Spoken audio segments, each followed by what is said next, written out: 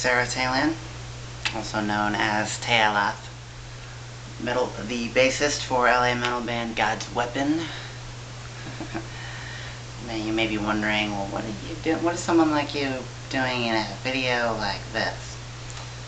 Well, it's because today I was pointed to something very important, and I felt that it was equally important that I did something about it, and I told a little bit of my story.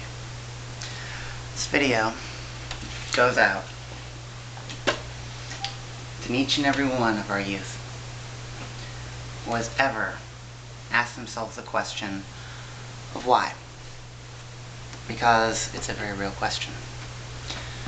And I want to tell each and every one of those youth, children, adolescents, teenagers, young adults, I'm certainly not exempt. I'm 23 years old.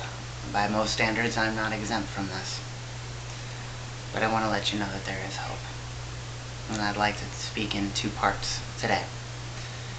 The first part is about a very crucial part of each and every one of our identities. We call it gender. But what really is gender? Gender is a frame of mind. And for a lot of people, there is a frame of mind that is male, and there's a frame of mind that is female. And for many, there are those who are in between. A lot of people confuse gender with biological sexual configuration, stating that a person with one set of organs between their legs is automatically of a given gender. But I'm here to tell you that that's not always true. And it's a source of conflict for a lot of our children. For a lot of our adults even as well. And that conflict comes when one is being told that they're the gender that they are not. For many years in my life, 20 years of my life at least, I was told I was a boy. I'm not particularly certain that that has ever fit me, you know? I never felt that it did. So, I felt it was important then that I had to do something about it. I felt that I was a woman, that I had always been a woman, regardless of what people told me. It took me a long time, and I needed help to do it, but eventually I met people who could help me. And they helped me realize who I really am. I'm not that depressed little kid that I used to be. Before I finally awoke, I was self-defeating. I was not a very nice person to be around. I had a dead-end job with no future. And that's when I knew. I knew long before that I had always felt like I was a girl, even growing up. But I didn't have a typical girlhood because of that. By the time I embraced my femininity, by the time I finally embraced my womanhood, everything came into place after that. Yeah, it meant leaving home, but as a musician, there was not much of a future back home. So I moved to Hollywood.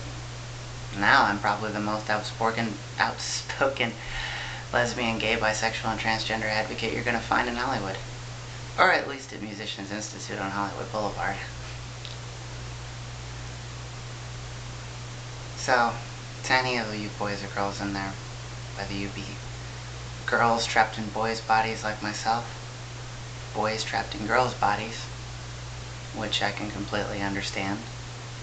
I don't get it, but I can completely understand. Or for the genderqueer and androgynous youth out there who don't yet realize it, that permanently live somewhere in between. You can be happier elsewhere. There is hope, and it gets better. You just have to embrace it. Even if it's not always easy living at home. The second part I wanted to address is orientation. Orientation is separate from gender.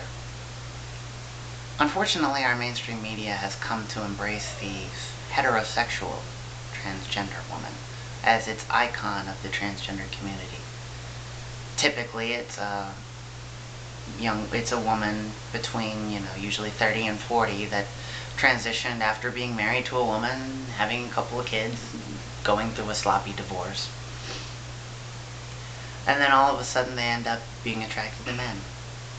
I'm here to tell you that that's pretty much a lie. Because, again, orientation and gender identity are separate things, and I'm here to attest that as just one of many. I'm bisexual. I knew I was bisexual all along. I thought it was weird at first from my Catholic upbringing that as a girl, even if other people didn't realize it, that as a girl it was strange for me to be attracted to girls. Of course, my family was more concerned with the fact that I appeared attracted to boys. That was, of course, the bigger cause of concern when they saw me as a boy when I was really their first daughter. Again, some things just take realization. But even if you're not of a non-conforming gender identity, there's still the issue of who you're attracted to. Boys will be attracted to boys, or girls, or both. Girls will be attracted to girls, or boys, or both.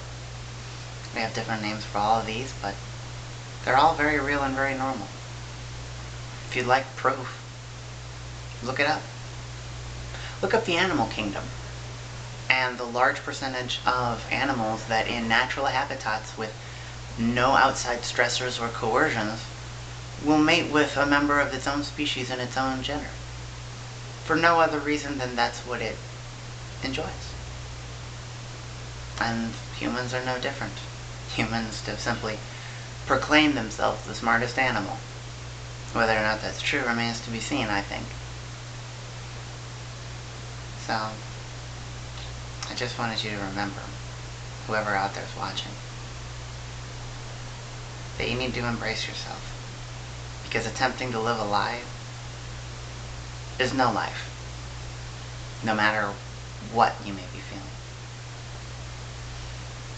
So, whether you're a boy attracted to boys, girl attracted to girls, or maybe you're just all kinds of queer and you're, a girl attracted to boys and girls and jammed in a boy's body for the time being.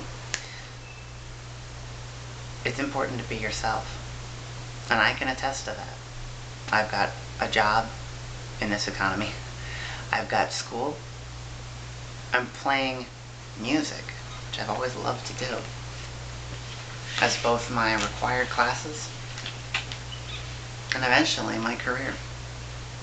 So, I want you all to realize something. It gets better.